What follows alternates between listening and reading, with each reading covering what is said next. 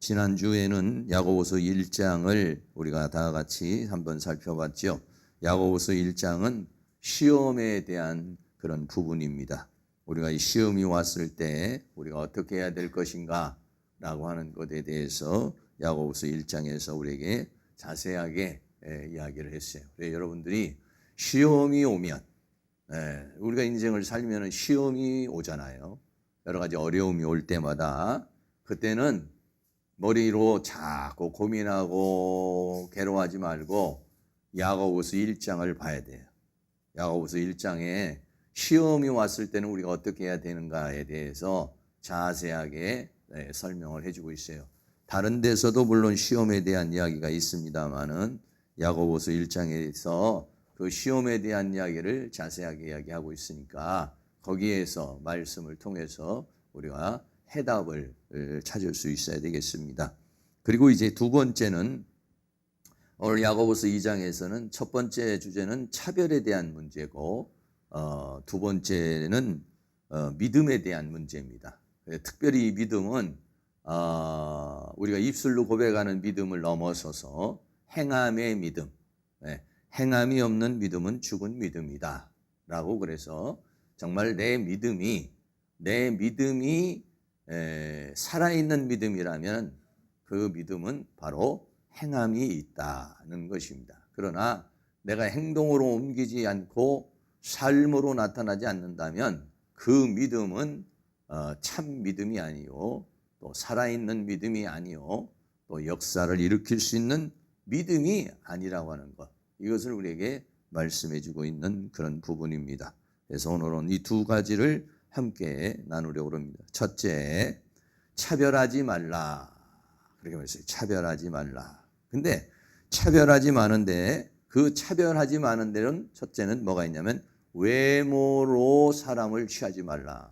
그러니까 외모로 사람을 취하지 말라는 건 외모로 사람을 평가하거나 외모를 보고 그 사람을 상대하려고 그러지 말아라 그랬어요. 자, 야고보서 2장 1절 말씀 같이 있습니다. 내 형제들아, 영광의 주 곧 우리 주 예수 그리스도를 믿는 믿음을 너희가 받았으니 사람을 외모로 취하지 말라 그랬어요. 영광의 주 곧 우리 주 예수 그리스도를 믿는 믿음을 너희가 받았다. 그러니까는 예수 믿는 사람은 간단하게 말하면 그렇죠.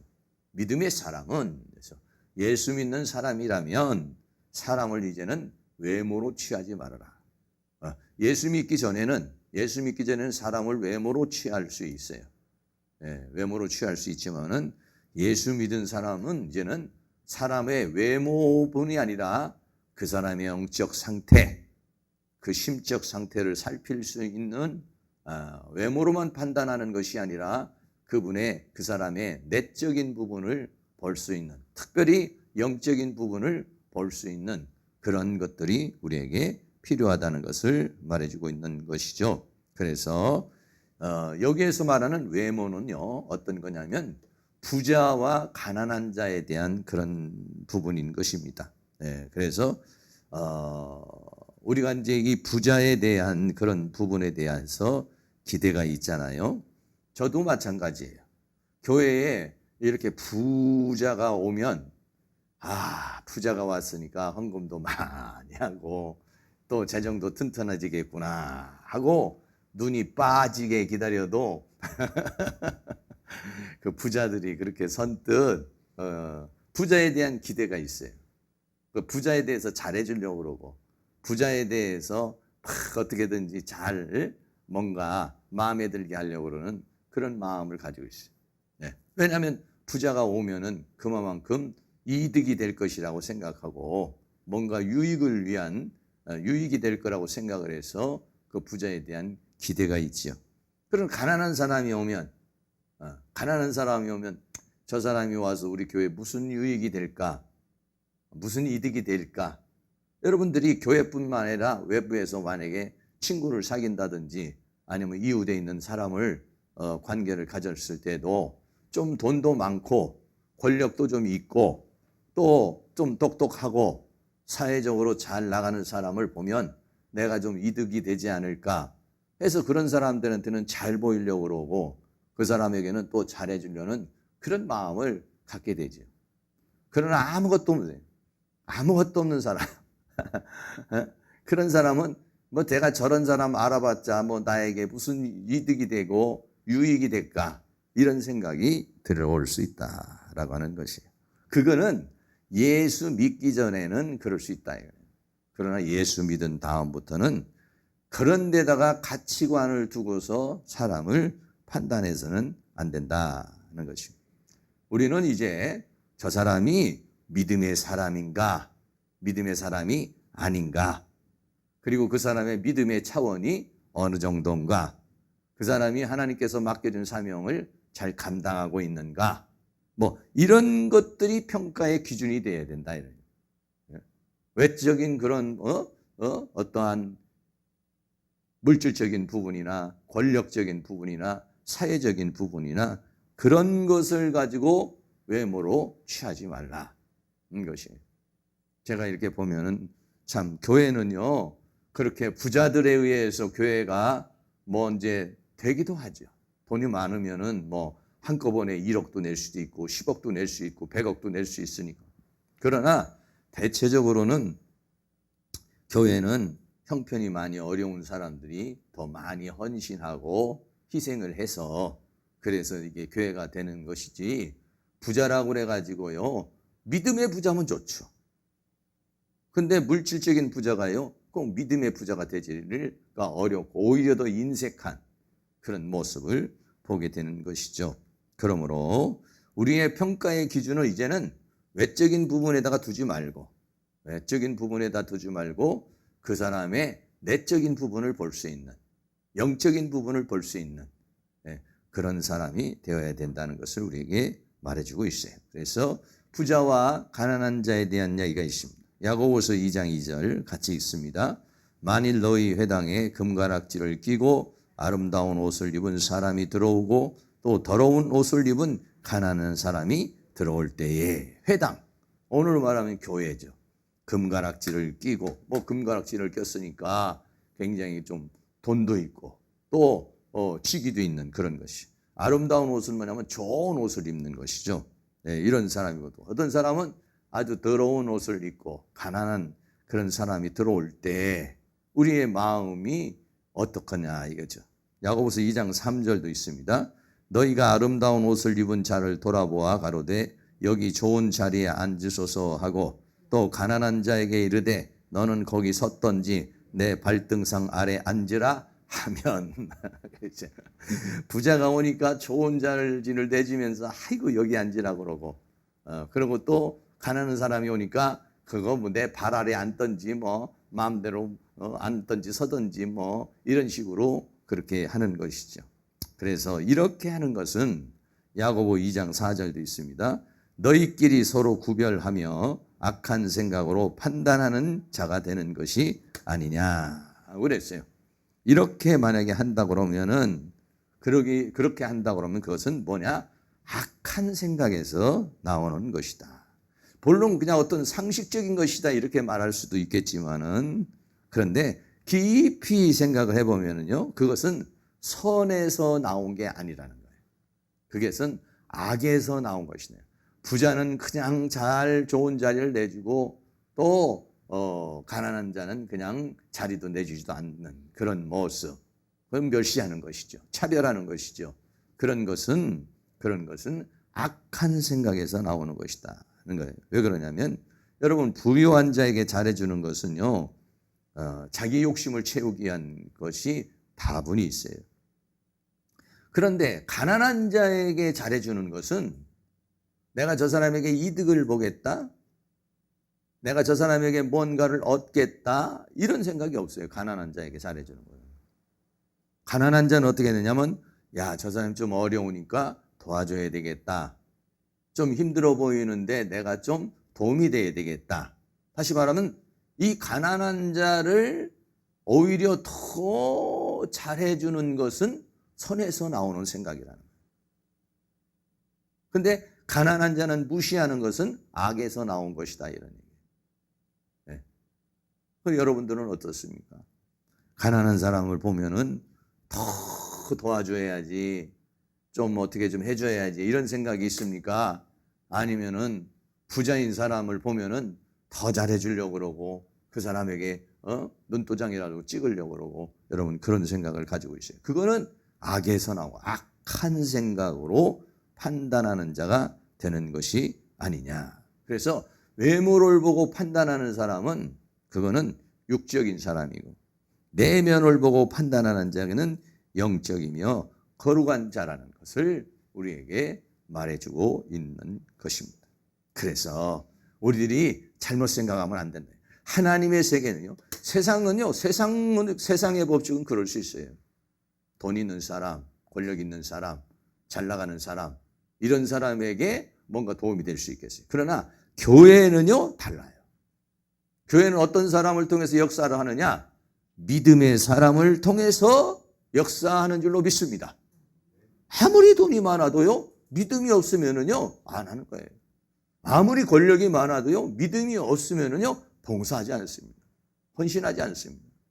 그러나 가난한 사람이라도 믿음이 있으면 하나님 앞에 물질적으로는 못하더라도 자기 육체적으로, 정신적으로, 은사적으로 하나님 앞에 헌신할 수 있는 것이.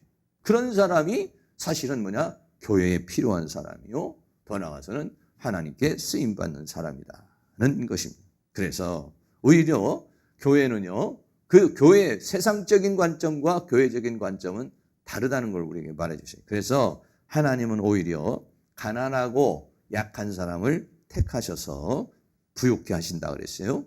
야고보서 2장 5절 말씀 읽습니다. 내 사랑하는 형제들아 들을지어다. 하나님이 세상에 대하여는 가난한 자를 택하사 믿음에 부유하게 하시고 또 자기를 사랑하는 자들에게 약속하신 나라를 유업으로 받게 아니하셨느냐.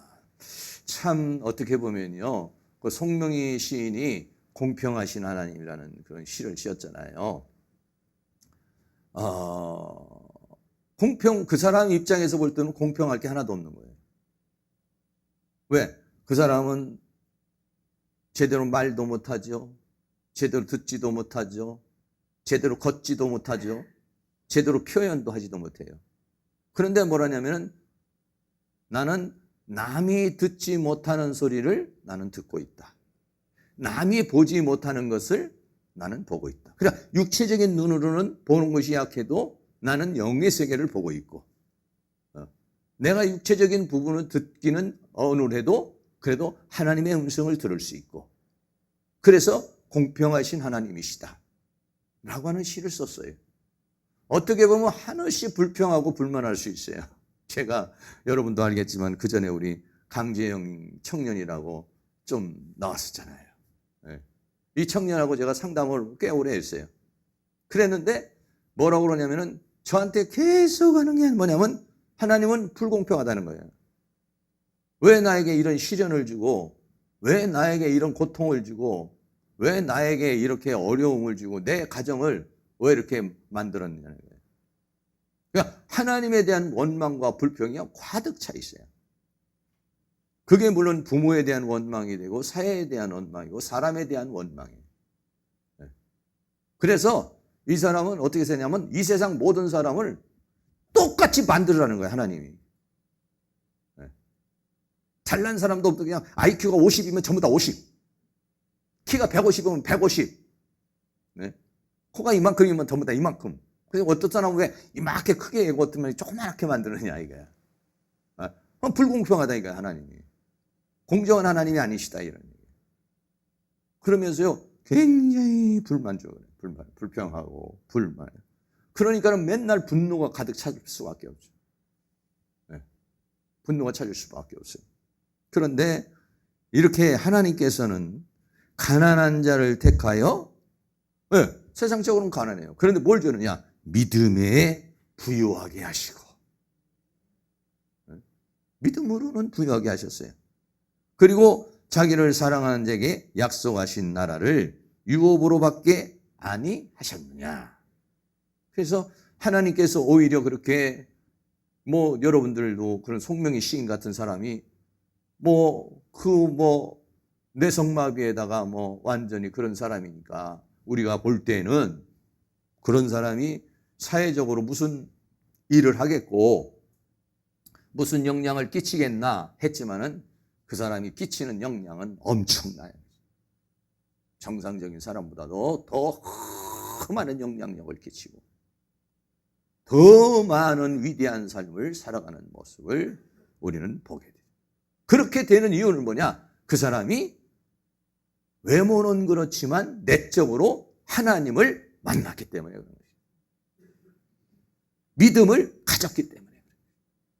하나님이 그 사람을 사용하시기 때문에 그런 것이죠. 할렐루야. 우리는 그 내면을 볼 수 있어야 된다. 내면을. 영적인 것을 봐야 된다. 하나님의 섭리를 봐야 된다. 참 우리가 이 세상에서 보면은 그렇게 연약한 그런 사람이 얼마나 많아요. 그래도 참 외적인 부분에서는 장애가 있고 어려움이 있고 이렇게 해도 그래도 하나님 나라를 위해서는 오히려 다른 사람보다 더 많은 봉사를 하고 더 많은 헌신을 하고 더 많은 일을 하는 그런 사람을 볼 수 있는 것이죠. 야고보서 2장 6절 말씀도 같이 있습니다. 너희는 도리어 가난한 자를 괄시하였도다. 부자는 너희를 압제하며 법정으로 끌고 가지 아니하느냐. 저희는 너희에게 대하여 일컫는 바 그 아름다운 이름을 해방하지 아니하느냐 라고 했어요. 가난한 자는 괄시하고 부자는 잘해줬는데 이 부자가 오히려 자기가 가지고 있는 권력과 힘을 가지고서 어떻게 했냐면 예수 믿는 사람을 핍박하고 예수 믿는 사람을 압박하고 법정으로 끌고 가고 오히려 그 아름다운 이름은 예수 그리스도의 이름을 해방하는 오히려 믿지 않는 그런 부자들은 더 믿음을 가지고서 똑똑한 사람은 믿음을 가지고서 좀 사회적인 지위가 있는 사람은 믿음을 가지고서 교회에 유익이 되고 하나님께 영광을 돌릴 걸로 생각했지만은 오히려 그 똑똑한 머리로 교회를 핍박하고 하나님을 거역하는 그러한 일을 해 나가는 것을 볼 수가 있어요. 그래서 하나님께서 고린도전서 1장 27절에도 하나님은 미련하고 약한 자를 택하신다 그랬는데 고린도전서 1장 27절도 같이 있습니다. 그러나 하나님께서 세상에 미련한 것들을 택하사 지혜 있는 자들을 부끄럽게 하려 하시고 세상에 약한 것들을 택하사 강한 것들을 부끄럽게 하려 하시며 우리가요 세상적으로는 여러분들이 뭔가 가지고 있는 것이 없을지라도 우리에게 뭐가 주냐면 믿음의 부요함을 주셨어요. 그러니까 우리는 뭐예요? 우리는 세상적인 그런 것들이 좀 약하고 부족하고 누리지 못한다 할지라도 믿음의 부요를 누리고 성령 안에서 하나님이 주시는 의와 평강과 희락을 누리고 하나님이 주시는 그 기쁨으로 살아가는 사람이 뭐냐면은 예수 믿는 사람인 것이죠. 우리는 세상으로 인하여 살아가는 것이 아니라 하나님으로 세상의 기쁨이 아니라 하나님이 주시는 평강으로 살아가는 사람. 하나님이 우리를 그래서 세상에서 택해 주셨다는 거예요. 택함을 받은 여러분들, 우리 모두가 다 하나님의 축복된 사람인 줄로 믿습니다. 고린도전서 1장 28절도 같이 있습니다. 하나님께서 세상에 천한 것들과 멸시받는 것들과 없는 것들을 택하사 있는 것들을 폐하려 하시나니 이는 아무 육체라도 하나님 앞에서 자랑하지 못하게 하려 하심이라 라고 그랬습니다. 오히려 외모로 볼 때는 저런 사람이 뭘 할 수 있을까 이렇게 생각이 들어가는데도 그런 사람이 위대한 일을 해 나가는 그런 모습을 봐요. 그러나 어떤 사람은 또 오히려 이 외모는 굉장히 여러 가지 모든 걸 갖춘 사람이 있지만은 그 사람은 오히려 하나님의 나라에서 큰 영향을 끼치지 못하는 것을 보지. 그래서 하나님은 외모를 보지 아니하고 뭘 보느냐? 그 중심을 본다라고 그랬어요. 사무엘상 16장 7절도 있습니다. 여호와께서 사무엘에게 이르시되 그 용모와 신장을 보지 말라. 내가 이미 그를 버렸노라. 나의 보는 것은 사람과 같지 아니하니 사람은 외모를 보거니와 나 여호와는 중심을 보노니라. 아멘. 네. 그 중심이 중요하다는 거죠. 그 마음이 중요하다. 그 믿음이 중요하다는 그 영적 상태가 중요하다는 것이죠. 네. 외적으로 아무리 뛰어나도 중심이 아니면 소용이 없는 거예요. 그러나 외적으로 부족한 상황이 돼도 하나님이 함께하면은 이 사람은 위대한 사람이 되는 것이에요. 위대한 역사를 이루는 것이에요. 그러니까는 중요한 것은 뭐냐면 내가 무슨 가문을 가졌다, 내가 얼마나 많이 배웠다, 내가 뭘 얼마나 가졌다, 이걸로 되는 게 아니라 하나님의 택하심과 하나님의 은혜로 되는 줄로 믿습니다. 네, 그래요. 네. 저도 이렇게 가만히 보면은 우리 교계에서도 그러고 이렇게 목회자들도 이렇게 가만히 이렇게 제가 보잖아요. 그러면은 정말로 여러 가지 면에서 잘 갖추어져서 교회가 참 부흥하는 그런 교회들도 있어요. 그런데 오히려 그렇지 않은 분들도 굉장히 많습니다. 제가 볼 때는요, 저보다 설교도 잘 못하고 저보다 잘생긴 것도 아니고 말하는 것도 이렇게 볼 때 별것도 아니고 뭐 이런데도 그 엄청난 교회를 하는 사람들 많이 있습니다. 제가 외적으로 봤을 때는요, 저런 분 저렇게 어떻게 목회를 해도 잘 하네. 저렇게 설교를 해도 뭐가 될까? 예. 오히려 똑똑하고 잘난 사람보다도요, 오히려 그런 분들이 훨씬 더 큰 일을 하는 경우가 굉장히 많이 있어요. 중요한 것이 뭐냐면요, 그 내 외적인 어떠한 가지고 있는 어떤 것이 아니라 내가 아무리 외적으로 찬양을 잘해도, 내가 외적으로 아무리 설교를 잘해도 성령이 역사하지 않으면, 하나님이 역사하지 않으면 그건 뭐예요? 깡통이죠. 그냥 소리나는 빈 깡통이에요. 그거는요. 영향을 주지 못해요. 영적 파장을 일으키지를 못해요. 역사를 일으키지를 못해요. 그러나 내가 말이 떠듬떠듬거리고 뭔가 찬양도 잘 못하고 뭔가 못해도 하나님이 역사를 하면요, 기적이 일어나고 표적이 일어나는 거예요. 그러니까는 여러분들, 내가 공부를 많이 했네, 적게 했네, 내가 가난하네, 부자네, 여러분이 거기에 있는 게 아니에요. 중심에 있어요. 중심. 내 중심이 믿음으로 가득 차 있으면, 내 중심이 하나님의 은혜로 가득 차 있으면 하나님이 나를 통해서 역사를 하시는 것이다. 오늘 본문에 있는 말씀이 다윗에 대한 말씀 아니겠어요? 다윗에게 이 아버지가 이새인데 8명의 자녀가 있었잖아요. 근데 다윗이 제일 마지막이에요. 이 다윗은 아직은 왕감이 아니에요. 나이도 어리고. 그래서 이새의 아들 일곱을 다 불러서 보니까 첫째부터 보니까는 전부 다 잘났어요. 그러니까 사무엘이, 이야, 정말 이 집안에는 전부 다 참 아들들이 정말 듬직하게 생겼구나. 그래서 저 사람이 하나님이 말씀하신 그 사람인가 보구나. 기름을 부으려고 하니까 하나님이 아니다. 내가 보는 것과 하나님이 보는 게 달라요. 네, 그렇습니다. 네. 세상 사람이 보는 것은 세상 사람이 보는 기준과 하나님이 보는 기준이 다르다는 거예요. 다르다는 겁니다. 큰 집에는 금그릇도 있고 은그릇도 있고 질그릇도 있는데 중요한 건 뭐냐면 깨끗해야 된다는 거예요. 깨끗해야. 중심이 중요한 거예요. 중심이. 내면이 중요하다는 것이에요. 금이 아니에요. 은이 아니에요. 질그릇이라도 깨끗하면 하나님이 사용하신다 그랬는 거예요. 그래서 다윗을 하나님이 기름을 부으잖아요. 그래서 하나님은 외모로 취하지 않는다. 그러니까 너무 외모는 안 가꾸셔도 돼요. 내면을 가꾸셔야지 외면을 보고 하나님을 쓰시는 게 아니니까. 세상의 기준은 외모예요. 그러나 하나님은 내면을 보는 것이다. 에베소서 6장 9절 말씀도 같이 있습니다. 상전들아, 너희도 저희에게 이와 같이 하고 공갈을 그치라. 이는 저희와 너희의 상전이 하늘에 계시고 그에게는 외모로 사람을 취하는 일이 없는 줄 너희가 알미니라. 하나님은 외모로 사람을, 저 집사님은 잘생겼으니까 내가 여전대장을 시켜야겠다. 집사님은 멋있게 힘이 센 것 같으니까 남자대장을 시켰다. 저 사람은 똑똑하니까 목회자를 삼아야겠다. 이게 아니라는 것이죠. 하나님은 외모로 취하는 것이 아니에요. 그래서 하나님께서 다윗을 만나니까 하나님 마음에 합한 자라고 그랬어요. 사도행전 13장 22절 읽습니다.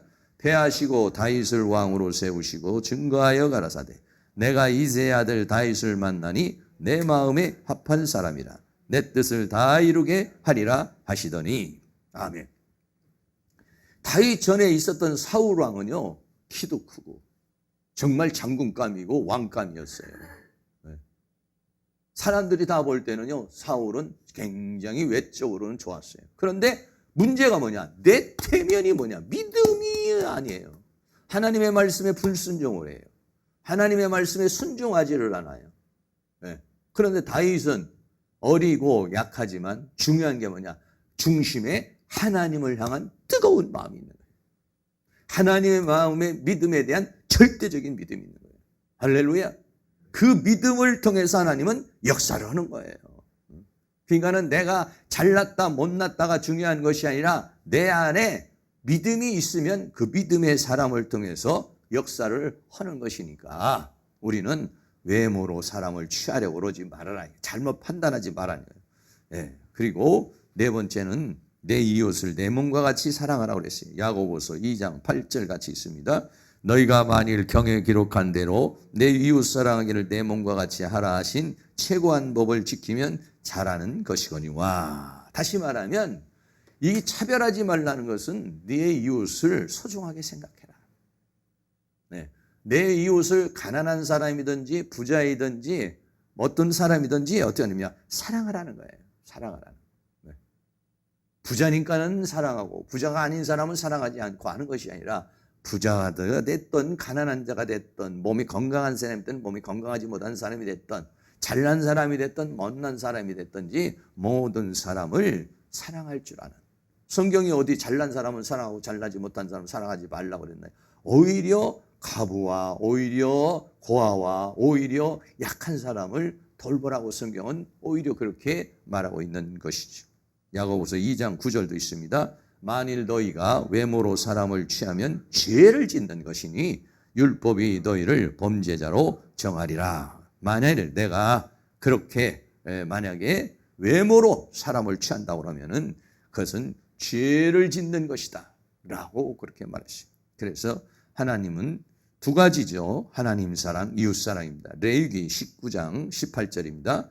원수를 갚지 말며 동포를 원망하지 말며 이웃 사랑이를 내 몸과 같이 하라. 나는 여호와니라.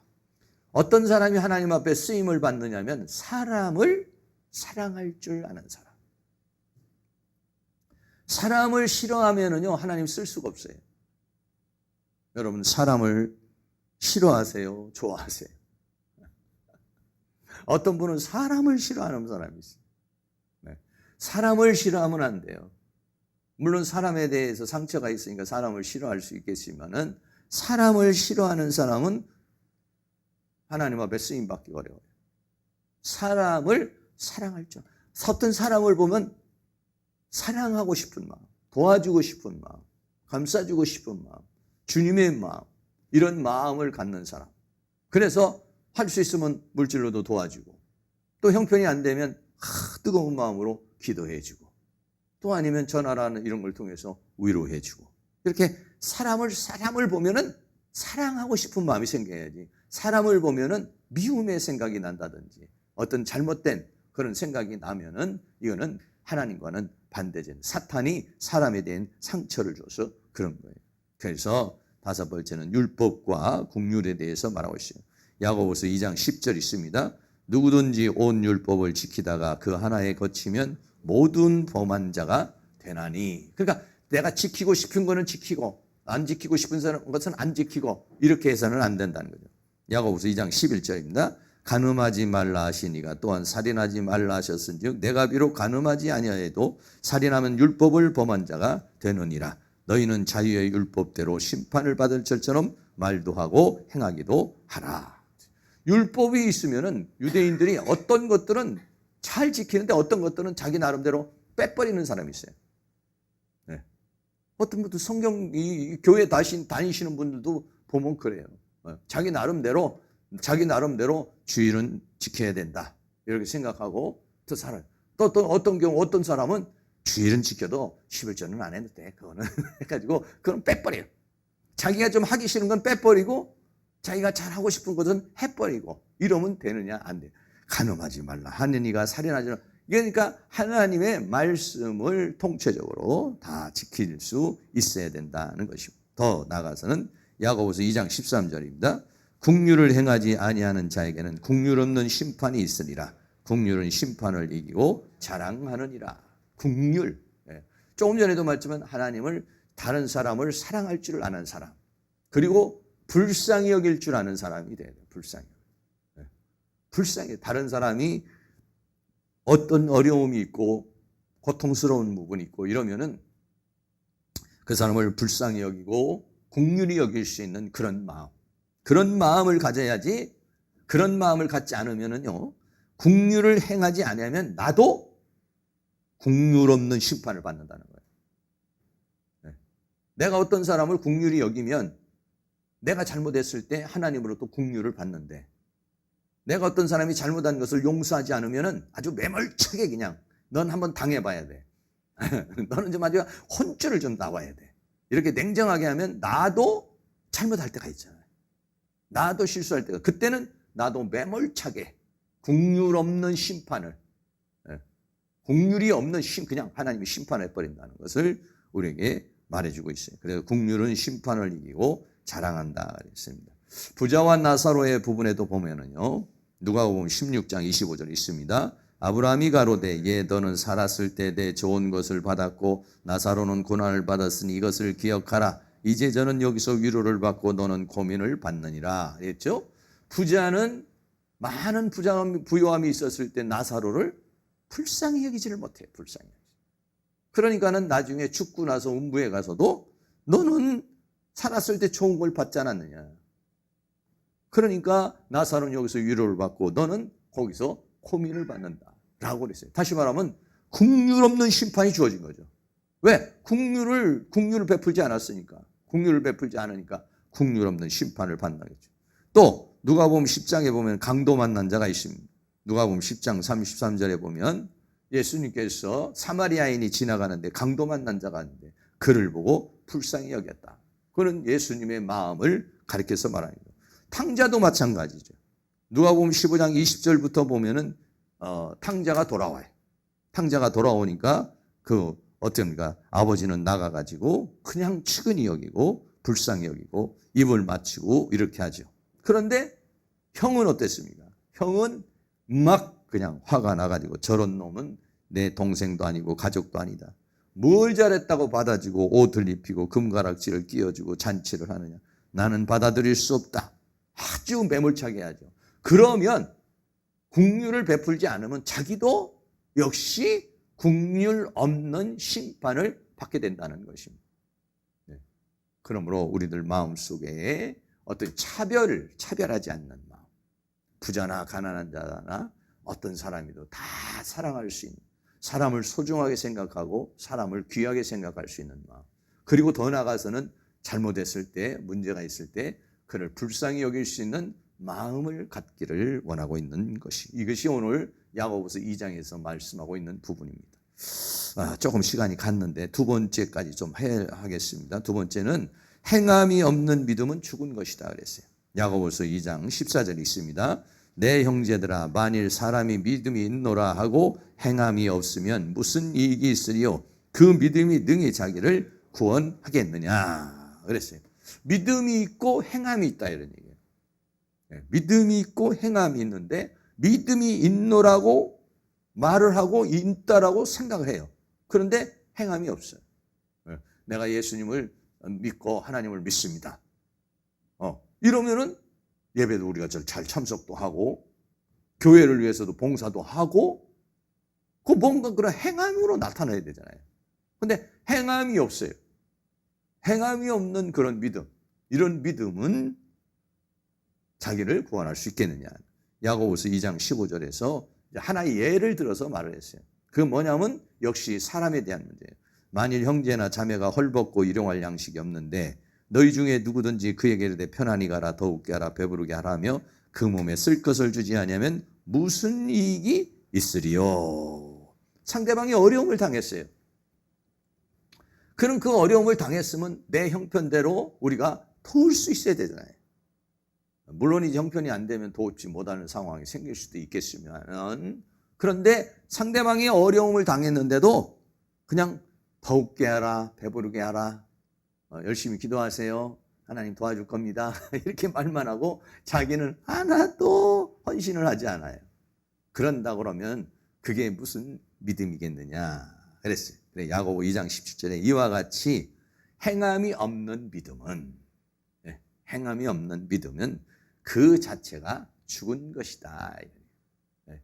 어떤 사람을 내가 도와줘야 되는데 우리가 이번에도 우리가 또 한번 그 사랑의 헌금도 하고 그랬습니다만은 뭐 이제 그럴 때 마침 뭐 형편이 안 돼서 좀 저금할 수도 있고 많이 할 수도 있겠고 이렇게 했습니다만은 뭔가 그런 것을 봤을 때 좀 안 됐다.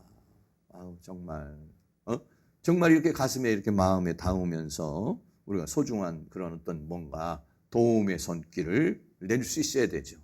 근데 별 관심이 없어. 뭐 저 사람 뭐 암병 걸려서 죽든지 말든지 뭐 저 사람 또 무슨 뭐 병원을 가든지 말든지 뭐 이런 마음이 이런 그 생각이 없는 것이 돼서는 안 된다는 것이죠. 그 행함이 없는 믿음은 그 자체가 죽은 것이다. 호기 가로되 너는 믿음이 있고 나는 행함이 있으니 행함이 없는 내 믿음을 내게 보이라. 나는 행함으로 내 믿음을 내게 보이리라. 그러니까 행동으로 믿음을 보이는 거예요. 내 믿음은 내가 가지고 있는 거니까 안 보인단 말이죠. 근데 그 믿음이 진짜 믿음이라는 건 뭐냐? 행한 만큼만 믿음이라는 거예요.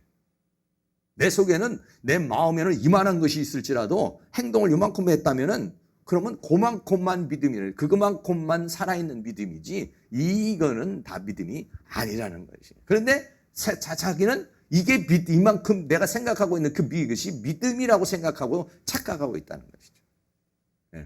그 행동으로 옮긴 만큼만 진짜 믿음이라는 것이고 행동으로 옮기지 않은 것은 가짜 믿음이라는 것을 우리에게 말씀해 주고 있는 것입니다. 그것을 살았다 하나 죽은 자라고 그랬어요. 사대교회에 계시록 3장 1절에 보면은 사대교회 사제에게 편지하기를 하나님의 7영과 7뼈를 가진 이가 가라사대 내가 내 행위를 아노니 내가 살았다 하는 이름은 가졌으나 죽은 자로다. 껍데기는 살아있어요. 그러나 뭐냐? 행동이 없으니까 죽은 것이다 그랬어요. 그래서 세 가지를 예를 들었어요. 첫째는 귀신들의 믿음이에요.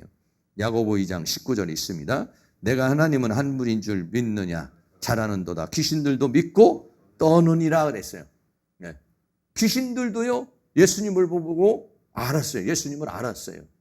그런데 예수님이 하나님의 아들인 걸 믿었어요. 그런데 어떻게 해요? 떠느니라 그랬어요. 또 발발발발 떨기만 하고 예수님을 믿고 경배하지 않아요. 그래서 귀신의 믿음은요 예수님이 누군지를 알고 또 두려워하며 떨었어요. 그러나 뭐가 문제냐? 예수님을 믿고 경배하지 않는 거예요. 이게 뭐냐면은 행함이 없는 믿음은 이 귀신과 같은 믿음이라는 거예요. 하나님 말씀에 벌벌 떨면서 하나님 앞에 행동으로 하지는 않는 거예요. 하나님을 알고 믿으면서도 행동으로 옮기지 않으면 그건 귀신과 같은 믿음이에요. 이거는 야고보서 2장 20절에 허탄한 사람의 행함이 없는 믿음의 헛것인 줄 알고자 하느냐 그랬어요. 그래서 아브라함의 믿음에 대해서 말했어요. 야고보서 2장 21절이 있습니다. 우리 조상 아브라함이 그 아들 이삭을 제단에 드릴 때 행함으로 의롭다 하심을 받은 것이 아니냐 그랬어요. 아브라함이 뭘로 인정을 받았습니까? 이삭을 자기 아들을 하나님 앞에 번제로 드린 거죠. 행함으로 옮긴 거예요. 마음속으로 하나님 내가 마음으로는 내 아들을 1000번이고 10,000번이고 드릴 수 있습니다. 그러나 행동으로는 난 못합니다. 그럼 무슨 소용이 있겠어요? 행동으로 옮겨져요. 번제로 드렸잖아요. 행동으로 옮긴 만큼만 믿음이라는 거예요. 그러나 마음으로는 믿지만은 자식은 못 내놨다든지 마음으로는 믿지만은 순종하지 않았다든지 그러면 그거는 죽은 믿음이라는 것이죠. 행동으로 옮긴 만큼만 믿음이라는 거예요. 행함으로 의롭다 하심을 받은 것이 아니냐. 내가 보거니와 믿음이 그의 행함과 함께 일하고 행함으로 믿음이 온전케 되니라. 야고보서 2장 22절에 믿음이 행함과 함께 일하는 것이다. 믿음만 있는 것이 아니라 그 믿음은 행동으로 나타나게 되고 그래서 그 믿음이 온전케 되는 것이다 라고 이렇게 말한 것이죠. 야고보서 2장 23절이 있습니다. 이에 경에 이른 바 아브라함이 하나님을 믿으니 이것을 의로 여기셨다는 말씀이 있나이고 그는 하나님의 벗이라 칭함을 받았나니 이르보건대 사람이 행함으로 의롭다 하심을 받고 믿음으로만 아니니라. 번제로 드릴 때 하나님이 이제야 내가 나를 경외하는 줄 알았다. 그리고 하나님이 축복하신 것이죠. 그 행함이 없었다면, 그렇다면 아브라함의 믿음을 보일 수가 없어요. 아브라함의 믿음을 확증할 길이 없는 거예요. 아브라함의 믿음을 보여줄 수가 없어요. 그걸로 하나님을 믿는 믿음을 보여준 것이죠. 또 하나는 기생 라합에 대한 믿음이에요.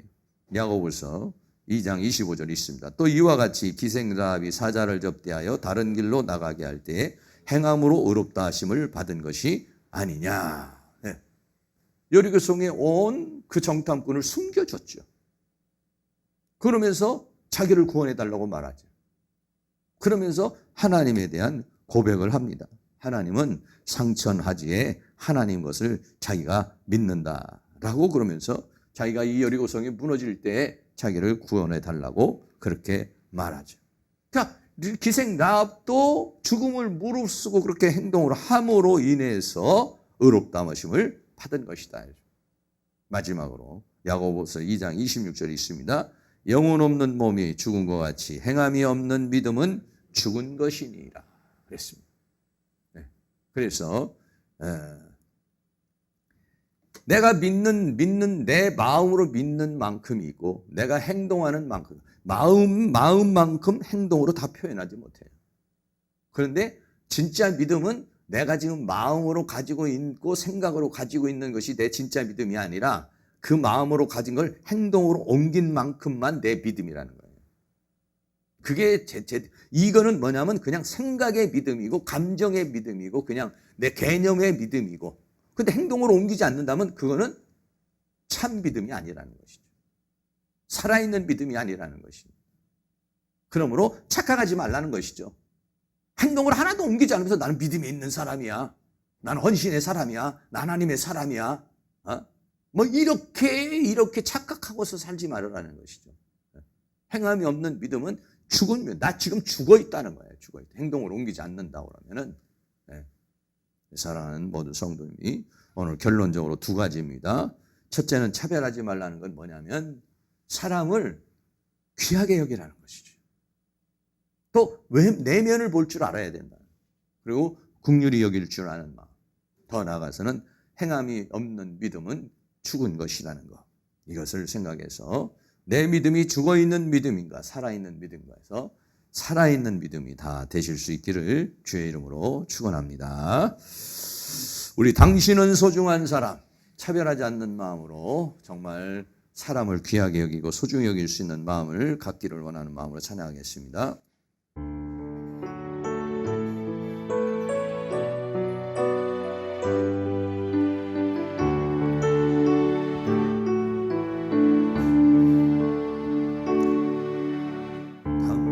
당신은 소중한 사람 당신은 존귀한 사람 이 세상에 하나뿐인 당신은 내게 너무나도 소중한 사람 그런 당신을 사랑해요 그런 당신을 축복해요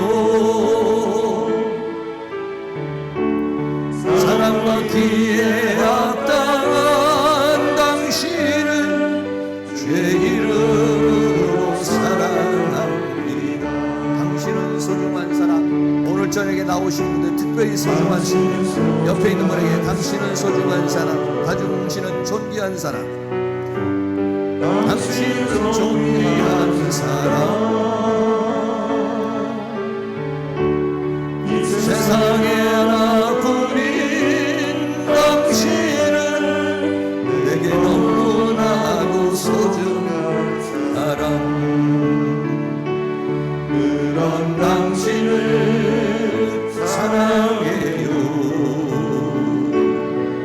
그런 당신을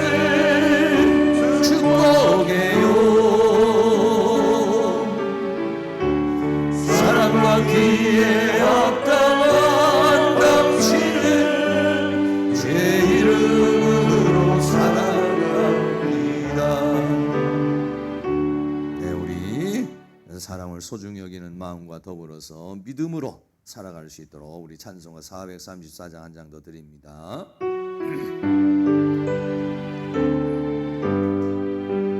나의 갈 길 나가도 예수 인도하시니 내 주 안에 있는 긍휼 어찌 의심하리요.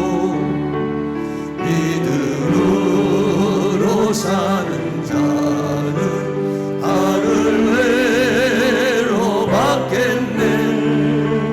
무슨 예를 만나든지 만사형통하리라.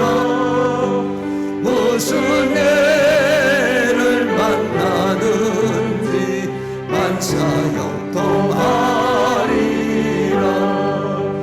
나의 갈 길 나가도 예수 인도하시니 어려운 일 당한 때로 족하는 해주시네. 나는 심히 고단하고 영혼 매우 가난하. 나의 앞에 반석에서 샘물 나게 하시네. 나의 앞에 반석에서 샘물 나게 하시네. 나의 갈 길 나가도 예수 인도하시니 그의 사랑 어찌 큰지 말로 알 수 없도다. 성령 감화받은 영혼 하늘 날아갈 때에 영영 걸을 나의 장소 예수 인도하셨네. 영영 걸을 나의 장소 예수 인도하셨네.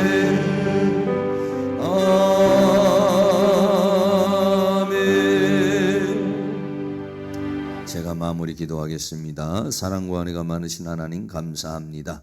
오늘도 하나님 야고보서 2장을 통해서 우리에게 사람을 차별하지 말라는 말씀을 주셨습니다. 하나님 우리의 마음속에 사람을 소중히 여기고 귀중히 여기고 사람을 사랑할 수 있는 사람이 되게 해주시고 또 사는 사람을 불쌍히 여기고 긍휼히 여기고자 하는 그런 마음이 하나님께서 우리에게 허락해 주시고 주님이 우리를 불쌍히 여긴 것처럼 우리도 다른 사람을 불쌍히 여기고 긍휼히 여기는 그런 사람이 되도록 은혜를 베풀어 주시기를 원합니다. 하나님 우리의 믿음이 죽은 믿음이 아닌지 말로만 생각으로만 감정으로 가지고 있는 믿음이 아닌지 내가 죽어있는 믿음이 아닌지 내가 죽어있는 부분이 어떤 부분인지 다시 한번 생각하고 우리의 믿음이 죽은 믿음이 아니라 산 믿음이 되고 그 산 믿음이 역사를 이룰 수 있는 그런 믿음의 사람이 되어줄 수 있도록 주께서 은혜로 역사하시고 주의 능력으로 역사해 주시기를 간절히 원합니다. 성령님 도우시고 인도하여 주시고 붙들어 주시고 함께하여 주시옵소서. 감사의 예물 주님 앞에 드립니다. 길태영 집사님 드립니다. 김선혜 사모님, 길만정 목사 드립니다. 또 박용근 안수 집사님 영을 회복시켜 주시고 약한 육체도 강건케 해주실 줄로 믿습니다. 하나님께서 그렇게 역사하실 줄로 믿습니다. 하나님께서 드려진 손길 축복하여 주시고 기도하고 간구하는 제목이 응답되게 하여 주시며 하나님의 능력으로 나타날 수 있도록 주께서 은혜로 역사하여 주시옵소서. 예수 그리스도의 이름으로 기도하옵나이다. 아멘.